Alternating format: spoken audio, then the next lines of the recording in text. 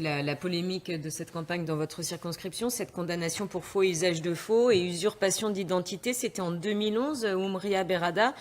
Une bonne fois pour toutes, quelle est votre version ? Alors, moi, ma version, elle est simple, et je vais le redire comme je l'avais dit à plusieurs reprises. Moi, cette condamnation, je n'étais pas au courant de celle-ci. Donc, c'est un jugement qui était par défaut. J'ai découvert cette condamnation le jour où que la Voix du Nord a publié celle-ci. Vous n'étiez pas au courant et pourtant ? Alors, vous avez payé des amendes et des dommages et intérêts pour cette condamnation ? J'ai payé aucune amende et dommages et intérêts. Je n'ai pas payé ni d'amende ni de dommages et intérêts. Pourtant, j'ai entendu effectivement les témoignages, comme vous avez pu aussi les voir, de notamment la dame, alors je ne sais plus comment elle s'appelle, l'avocate qui avait effectivement déposé plainte contre moi. Donc moi, aujourd'hui, cette affaire est entre les mains d'un avocat, donc de mon avocat qui est Maître Pira, donc à Paris, qui est spécialisé dans des affaires politico-médiatiques, sur laquelle moi... Je dirais ce que j'ai vraiment envie de retenir aujourd'hui de toute cette affaire, c'est que la condamnation est là, je ne peux pas la nier, puisqu'effectivement il y a un jugement qui a été publié. Les faits sont à éclaircir, donc ça c'est, je me réserve le droit, donc après la campagne électorale, d'effectivement d'ouvrir mes droits à l'appel en demandant la signification du jugement. Moi, ce qui compte aujourd'hui pour moi, et ce que porte également aujourd'hui Emmanuel Macron... Est-ce qu'on peut en terminer justement sur cette condamnation, puis après, voilà, on n'en parle plus. Non, mais j'allais justement terminer sur en 2015, depuis 2015, vous êtes formatrice au Centre national de la fonction publique territoriale de Lille. Oui. C'est exact. Est-ce qu'il y a encore aussi un problème avec votre...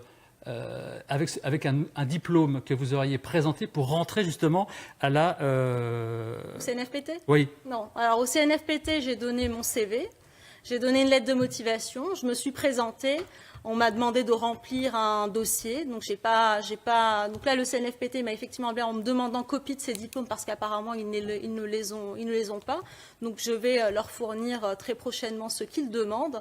Je tiens quand même à rappeler que... Donc vous n'avez pas resservi ce fameux diplôme ? Pardon ? Vous n'avez pas resservi ce fameux diplôme ? J'ai rien, la question d'effectivement de ce diplôme, oui, j'ai eu une difficulté lorsque j'étais étudiante sur un numéro INE. Donc c'est ça aussi le fond un petit peu de l'affaire. Hein. Pour vous, c'était une confusion. Oui. Bon, en tout cas, on conclut ce chapitre en rappelant que votre investissement... Effectivement, monsieur, j'ai été élue dans ma ville de 2008 à 2014 à Bron. Et je dois vous dire que c'est moi-même qui ai fait la démarche de rencontrer Annie Guillemot, maire à l'époque, dès 2006, parce que je voulais m'investir...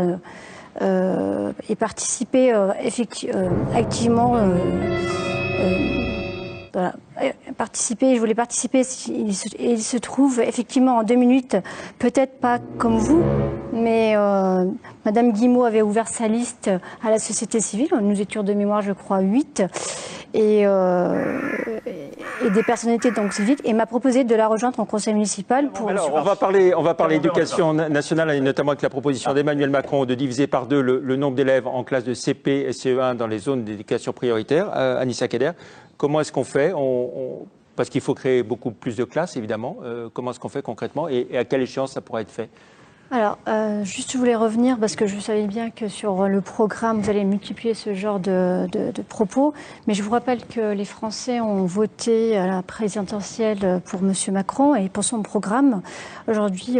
contre Mme Le Pen. Doit se mettre en avant, monsieur. Et au premier, tout à fait. Bien entendu, sur un certain nombre de points et dossiers, il y aura de la concertation, c'est ce que je vous disais tout à l'heure. Mais les Français veulent aussi du changement et je veux participer à ce renouvellement décloisonné. Mais enfin, si tout allait bien, nous avons eu M. Sarkozy, M. Hollande. On n'a pas vu de changement. Alors après, sur la réforme... l'éducation. Ouais, voilà, aujourd'hui, il y a les deux dans le gouvernement. On divise par 2 le nombre d'élèves dans les zones d'éducation prioritaire en CP, CE1. C'est qu'il y a un loup. Comment est-ce qu'on fait on crée un nombre de classes très important. Et à quelle échéance ? Voilà, alors l'échéance, on ne va pas se mentir, on ne va pas commencer tout de suite. Après. Derrière, vous me dites, c'est 12 enfants par classe. CP, CE1, très bien. Alors vous m'expliquerez en 3 mois comment vous construisez les écoles ou les classes supplémentaires. Il y a simplement un code des marchés publics. Accessoirement, il y a des procédures, il y a des études à mettre en place. En 3 mois, des nouvelles écoles, monsieur. Alors comment vous faites pour diviser la classe en 2 ? Par exemple, il me semble... Comment vous faites pour diviser la classe en 2 alors ? Vous mettez des paravents. Il y a besoin d'un soutien de l'État. Et le programme que je soutiens, que je n'annonce pas, le programme d'Emmanuel Macron, prévoit ça sur le CICE, c'est-à-dire au lieu de transmettre de l'argent à la fin de l'année pour aider les entreprises en baissant directement les charges sociales et patronales, et aussi par rapport à un territoire, aider aussi un territoire par les infrastructures qu'il veut mettre en place, notamment sur le transport qui peut enclaver aussi l'emploi et un point attractif. Pour les retraités, c'est faux. Il n'y a que 40% des retraités, des moins aisés ne seront pas impliqués par cette hausse de CSG. L'idée, c'est vraiment d'être dans un rassemblement au-delà des clivages. Et voilà, c'est d'être à l'écoute des citoyens. Pour moi, c'est primordial. Et je me suis déjà fait entendre par rapport à ça. J'ai contacté pour Peraridi les ministères, plusieurs ministères qui m'ont répondu. Vous avez déjà commencé ce travail? Oui, bien sûr. Lesquels? Bien Qui sûr. vous a répondu? Madame la ministre de la Santé, Madame Brigitte Macron. Vous pouvez Brigitte Macron, mais elle n'est pas ministre. Non, mais elle s'occupe des enfants et de la pédiatrie. Dans ce qui est de l'ISF, ce seront les entreprises et les personnes que leur argent ne va pas dans l'investissement, qui seront... Taxation sur l'immobilier. Voilà, parce qu'il faut relancer l'économie. Il faut réinjecter de l'argent dans l'économie. Bon, initialement, je n'ai pas compris. Marie-Sara, vous dites que vous voulez faire de la politique autrement, mais derrière la formule « faire de la politique autrement », qu'est-ce que ça veut dire concrètement? Bah écoutez, moi, d'abord, je ne suis pas une femme ni un homme politique. Je suis juste issue de la société civile qui veut m'investir pour ma région, tout simplement. Donc moi, autrement, c'est être sur le terrain. D'ailleurs, comme je le suis moi ce soir, puisque je suis dans une manade magnifique, emblématique de Vauvert, et c'est être à l'écoute des gens. Comprendre les problèmes et pouvoir être pragmatique et tout de suite m'occuper des dossiers et faire remonter le mieux possible à Paris, tout simplement, voilà. Marie-Sara, s'il y avait une mesure, un aspect du programme d'Emmanuel Macron qui vous séduit particulièrement, lequel serait-il? Mais vous savez, c'est cet espoir donné aujourd'hui à tout le monde. Moi, la vérité, c'est que je vais surtout défendre la culture, les traditions, l'économie. Peut-être que vous allez nous répondre un peu comme tous les nouveaux visages d'En Marche, mais est-ce que vous êtes plutôt à gauche ou plutôt à droite?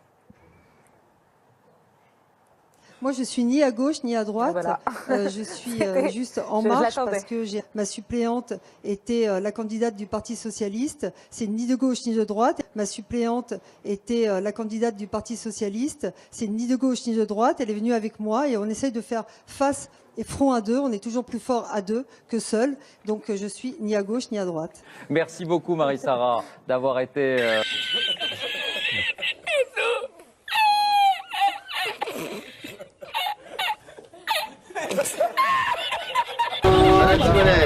Alors, comment ça va? Ça va. Ça va bien? Très bien. Alors, est-ce qu'on se fait un débat contradictoire? Non, malheureusement, j'ai décliné. Pourquoi vous voulez pas un débat contradictoire? Parce que je pense que l'offre, elle est claire. Voilà. Il faut que les citoyens ils puissent Les citoyens, ils savent, ils connaissent mon programme, ils connaissent celui d'Emmanuel Macron, ils connaissent mes priorités pour la circonscription. C'est gentil de vouloir me médiatiser, c'est adorable. Exactement. Ouais.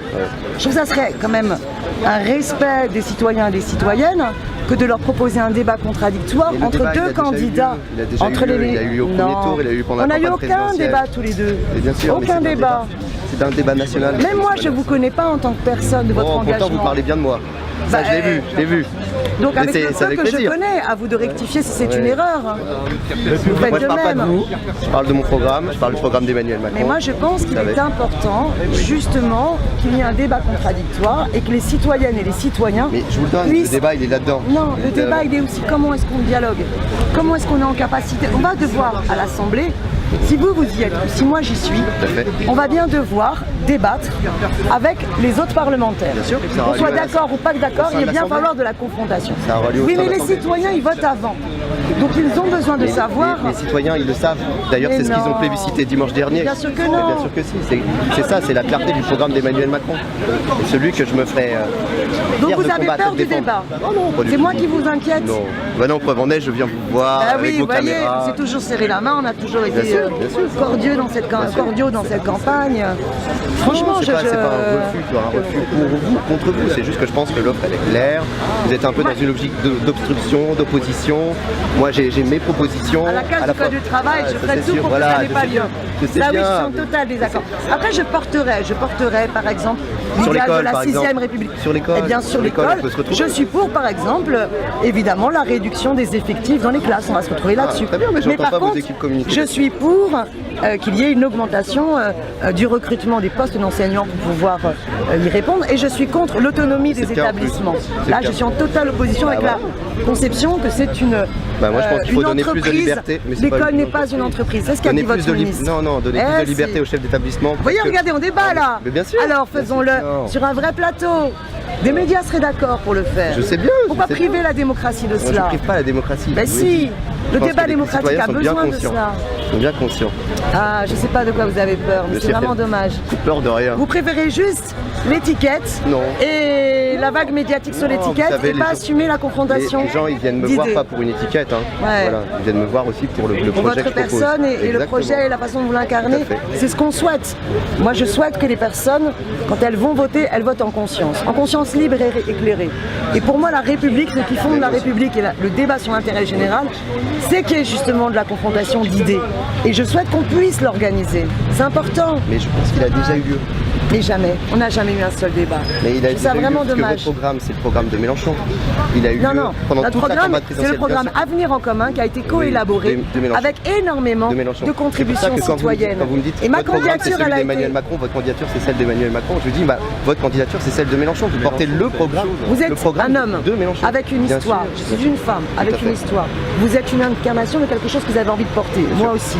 Il faut pouvoir permettre la comparaison pour que les citoyens se fassent un avis. Donc déjà, la comparaison. Non, elle n'a pas eu lieu.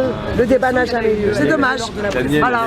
Je ne sais pas pourquoi il ne veut pas le débat. Voilà. Est-ce que c'est toujours comme ça? Non, moi je trouve que une vraie société démocratique, elle doit permettre la confrontation. Bonjour. C'est un problème.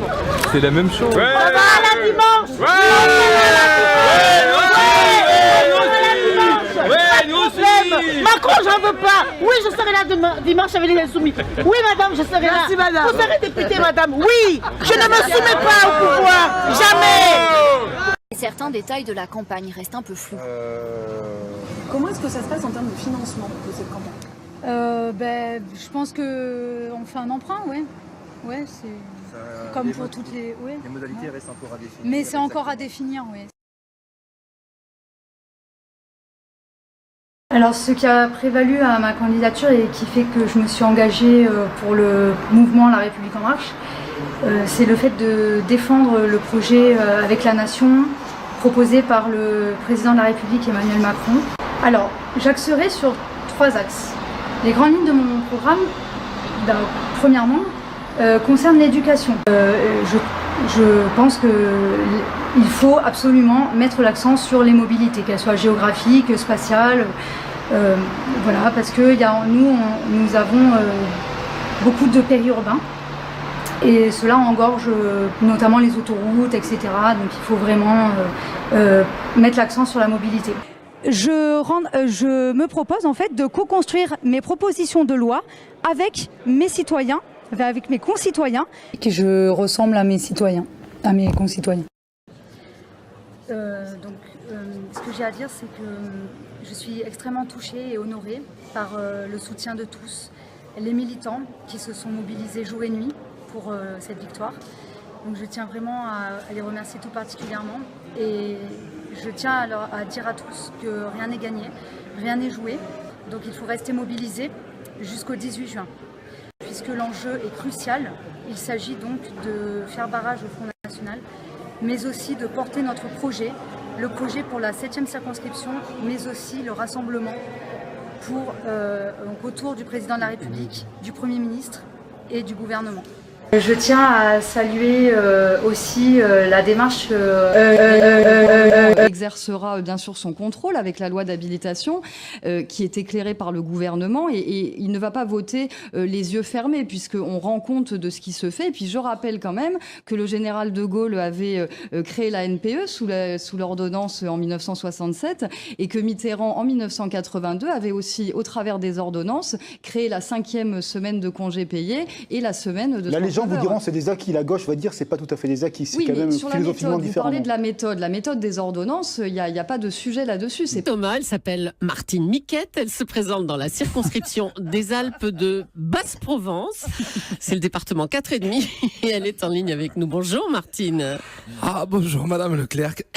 Ah, j'en ai pas dormi de la nuit de vous parler. J'en ai des plaques rouges sur tout le corps. Ah, demain j'ai une interview avec Marie-Ange Nardi du téléshopping sur TF1. Je vais faire un AVC.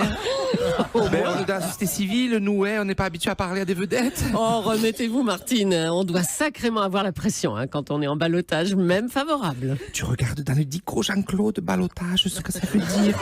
Mais non, ballotin, c'est le chocolat, crétin. Alors justement, Martine, oui. On craint que les députés En Marche, nouvellement élus, soient complètement perdus à l'Assemblée. Ben, on ne sera pas plus perdu que l'ancien monde. Allez là, les Guénaud, les Menucci et l'autre là, le socialiste avec son nom de sèche-cheveux en promo à la Redoute là. Hein non, je vois pas qui. Cambadélis. Allez zou à Pôle emploi là, on prend un ticket comme tout le monde. D'abord nous les nouveaux, on a beaucoup d'admiration pour le palais Brognard là, Denis Brognard de Colombe. Comment il s'appelle l'Assemblée? Comment il s'appelle? Jean-Claude, je passe pour une conne. Qu'est-ce que boit ta mère? C'est pas du Johnny Bourbon, palais Bourbon. J'ai une admiration pour le palais Bourbon. Tiens, prends ça dans la moumoute, Julie. Enfin, député, c'est un vrai métier, Martine. Tenez, par exemple, quel travail allez-vous effectuer sur les ordonnances d'Emmanuel Macron? Ben, moi, je veux bien rendre service. Après, je trouverais ça bizarre d'y aller. Moi, tu vas pas me dire qu'entouré comme il est, il peut pas se trouver quelqu'un pour aller à la pharmacie. Moi, ça promet, alors. Même Brigitte, entre deux inaugurations d'école maternelle, elle fait arrêter le cortège, elle s'arrête devant la pharma, elle prend 2 paquets de Doliprane, un paquet de Rémi des Flatines. Je sais pas ce qu'il a, de l'extril, de la préparation H, mais bon, si c'est à Martine Miquette de s'en charger, c'est que l'État, il est pas bien tenu. Bon, allez, je vous laisse, j'ai mon gamin, il a la température, il a 49,3. Donc, demain, je lui fais sauter l'école. Allez, souhaitez-moi les 5 lettres pour dimanche, je vous embrasse.